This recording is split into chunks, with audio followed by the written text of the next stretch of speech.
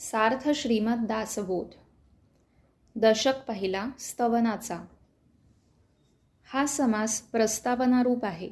आपल्या ग्रंथाचे नाव काय, ग्रंथ लिहिण्याचा हेतू काय, ग्रंथात विवेचिलेले विषय कोणते, ग्रंथाच्या अभ्यासाचे फल काय, ग्रंथातील प्रमेयांना आधार कोणते इत्यादी गोष्टी श्री समर्थांनी येथे आरंभीच स्पष्टपणे सांगितल्या आहेत. आरंभीच श्रोते प्रश्न विचारतात की हा ग्रंथ कोणता, त्यात काय सांगितले आहे आणि त्याचा अभ्यास केल्याने काय फळ मिळेल. श्री समर्थ उत्तर देतात की या ग्रंथाचे नाव आहे दासबोध. गुरु व शिष्य यांच्या संवाद रूपाने हा ग्रंथ लिहिला असून त्यामध्ये भक्तिमार्गाचे स्पष्ट विवेचन आहे. दासबोधामध्ये नवविधा भक्ती, ब्रह्मज्ञान व वैराग्य यांचे लक्षण सांगितले आहे. ते सांगताना आत्मविद्येच्या अनेक अंगांचे विवेचन जागोजाग केलेले आढळेल.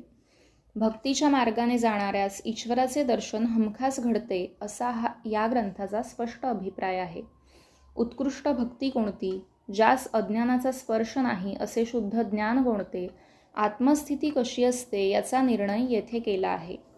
त्याचप्रमाणे शुद्ध उपदेश कसा असतो, सायुज्य मुक्ती कशाला म्हणतात, मोक्षप्राप्तीचे लक्षण काय, शुद्ध आत्मस्वरूप कसे, विदेहस्थिती कोणती, अलिप्तपणा म्हणजे काय, सर्व देवांचा देव कोणता, उत्तम भक्त कोण, जीव आणि शिव यांचे स्वरूप काय, सर्वोत्तम ब्रह्म कसे, अनेक प्रकारची मते व मतांतरे कोणती आणि खरा मी कोण, या सर्व विषयांचे स्पष्ट, स्वच्छ, सरळ आणि निस्संशय स्वरूप दासबोधात सांगितले आहे.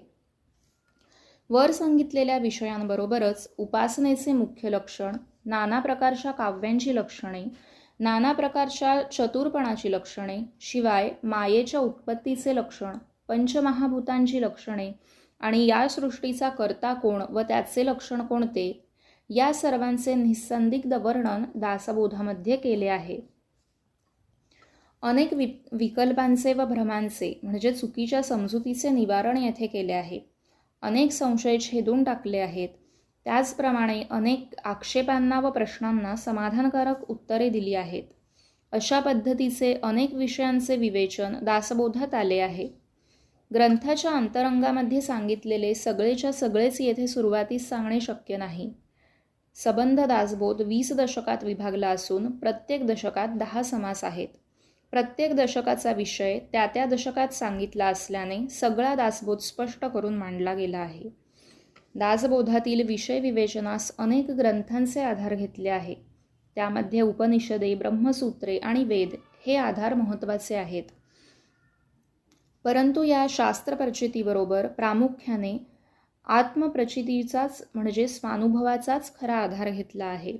अनेक प्रकारचे आधार घेऊन मांडलेला दासबोधातील विषय खोटा किंवा चुकीचा म्हणता येणार नाही. तरी त्यास खोटा व चूक म्हणणारे निघतात हे प्रत्यक्ष अनुभवाला येते. मत्सरी माणसे यास खोटा म्हणतील, पण तसे म्हणत असता सर्व थोर आधार ग्रंथांना व प्रत्यक्ष भगवंताच्या वचनांना अर्थात सगळ्या वेदांत ग्रंथांना खोटे मानावे लागेल हे त्यांच्या ध्यानात येत नाही. शिवगीता, रामगीता, गुरुगीता, गर्भगीता, उत्तरगीता, अवधूत गीता, वेद आणि वेदांत किंवा शारीरभाष्य, भगवद्गीता, ब्रह्मगीता, हंसगीता, पांडवगीता, गणेशगीता, यमगीता, उपनिषदे, भागवत इत्यादी अनेक ग्रंथांचे आधार घेऊन हा दासबोध लिहिला आहे. प्रथम कोणत्याही विषयाचे स्वरूप विवेकाने निश्चित केले आहे. नंतर त्यास आधार देणारी व बरोबर तसाच अर्थ असणारी भगवंताची वचने घेतली आहेत. दासबोधामधील विषय प्रतिपादन भगवंताच्या मतास अनुसरून आहे. भगवंताच्या सांगण्यावर विश्वास न ठेवणारा असा कोणी क्षुद्र व हीन माणूस असेल असे वाटत नाही. एखादा ग्रंथ आरंभापासून शेवटपर्यंत न वाचता जो मनुष्य त्याला उगाच नावे ठेवतो तो दुष्टबुद्धीचा असतो. केवळ मत्सराने आपला दुराभिमान, आपली हीन वृत्ती तो प्रकट करतो. दुष्ट अभिमानाने मत्सर निर्माण होतो, मत्सराने तिरस्कार प्रगट होतो आणि त्यातून मग तीव्र क्रोधाचा विकार पोसला जातो. अशा रीतीने ज्याचे मन विकृत झाले आहे, ज्याच्या अंतर्यामी कामक्रोध खवळले असतात, तो केवळ अहंकाराने या नासक्या मनस्थितीला पोचतो असे जगात प्रत्यक्ष आढळते. कामक्रोधांनी बरबटलेला माणूस चांगला असूच शकत नाही. उदाहरणार्थ, राहू वास्तविक अमृत प्याला. तो अमर व्हायला हवा होता, पण कामक्रोधामुळे अमर होण्याऐवजी मरून मात्र गेला. हा विषय बोलणे आता पुरे. आपल्याला सोसेल झेपेल तेवढेच प्रत्येकाने दासबोधातून घ्यावे, परंतु अहंकार बाजूस सारून ते घ्यावे हे सगळ्यात उत्तम होय. या ग्रंथात काय सांगितले आहे असा श्रोतांनी प्रश्न केला होता. त्याचे उत्तर आतापर्यंत थोडक्यात दिले. दासबोधाचा अभ्यास केला तर काय फळ मिळेल ते आता सांगतो. अभ्यास करणाऱ्या माणसाचे वागणे एकदम बदलते. त्याचे सारे संशय तात्काळ समूळ नाश पावतात. ईश्वर दर्शनाचा सोपा व सुखाचा मार्ग सापडतो. परमार्थ साधण्यासाठी कठीण व कष्टदायक साधनांची जरूर राहत नाही. सायुज्य मुक्तीचे रहस्य सहजपणे हाती येते. या ग्रंथाच्या अभ्यासाचे खरे फळ असे आहे की त्याने अज्ञान व दुःख व खोट्या समजुती समूळ नाहीशा होऊन चटकन ज्ञानप्राप्ती होते. योगी पुरुष वैराग्याला मोठे भाग्य समजतात. ते वैराग्य माणसाच्या अंगी बाणते. तसेच अंतर्यामी विवेक उत्पन्न होतो आणि व्यवहारात चातुर्याने व प्रसंग पाहून कसे वागावे ते समजते. भ्रमिष्ट म्हणजे वेड्या व चुकीच्या समजुती किंवा कल्पना असणारी दुर्गुणी आणि हीनलक्षणी माणसे उत्तम लक्षणी बनतात. दुसऱ्याची लबाडी ओळखण्याइतकी धूर्तता अंगी येते. तर्क चालवता येऊन सूक्ष्म विचार करता येतो. तसेच वेळप्रसंगी जाणता येतो. आळशी माणसे उद्योगी बनतात. पापी माणसे पश्चाताप पाहून पावन होतात. भक्तिमार्गाची निंदा करणारी माणसे स्वतः आदराने भक्ती करू लागतात.